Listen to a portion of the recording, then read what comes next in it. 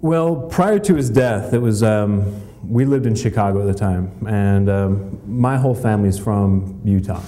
And I had previously been in Utah, and I went back to Chicago, back home. I came here for summer about 12 years ago, and he picked me up at the airport, and it was just basically me and my brother for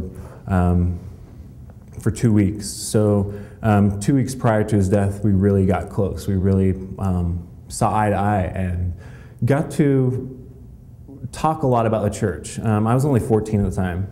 No, I'd barely turned 15. And there were a lot of things that I couldn't answer, or even, I'd never even heard the questions before, but I certainly could feel what his problems were. I could certainly see that there were issues that he was having. But I didn't really act on it, and I didn't facilitate my language to help him with his problems. You were 14. I was 14.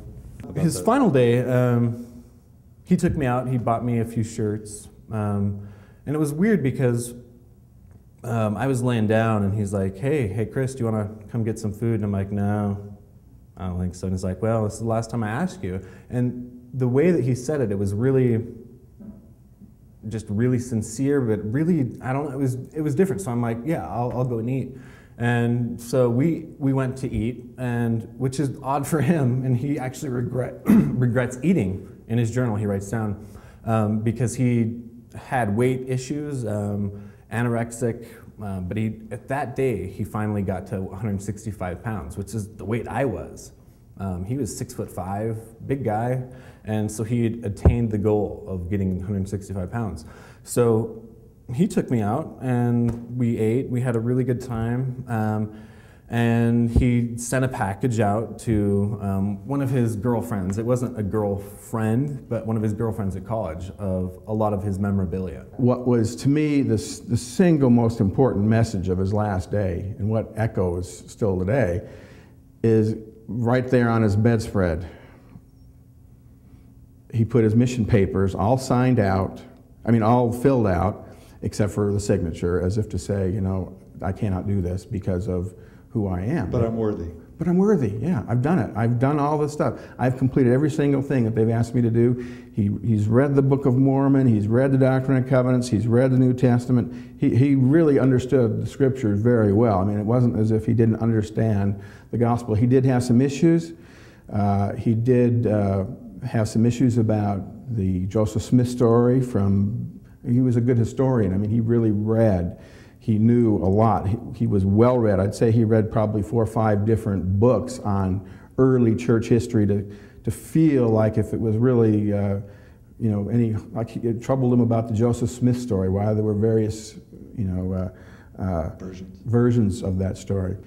And there was some letter there and a letter to us that explained just a little bit, gave us a few puzzles. What did he say? In the suicide letter, it was, oh gosh, I haven't read it for a while now, but to me the thing that stands out the clearest is, it's who am I? What is my gender? Who do I fit with? I'm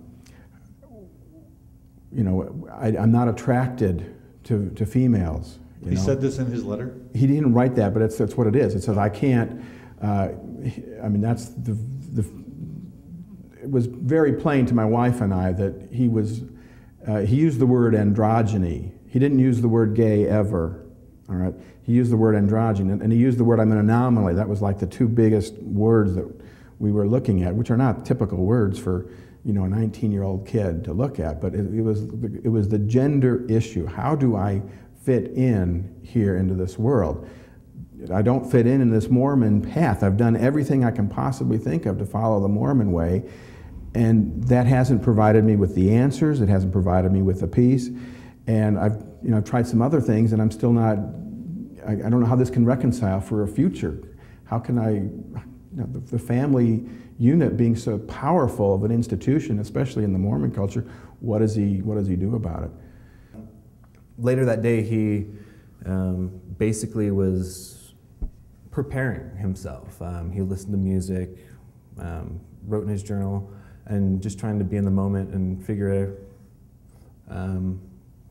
things out. I don't know exactly what he was doing, but he was pretty much in solitude.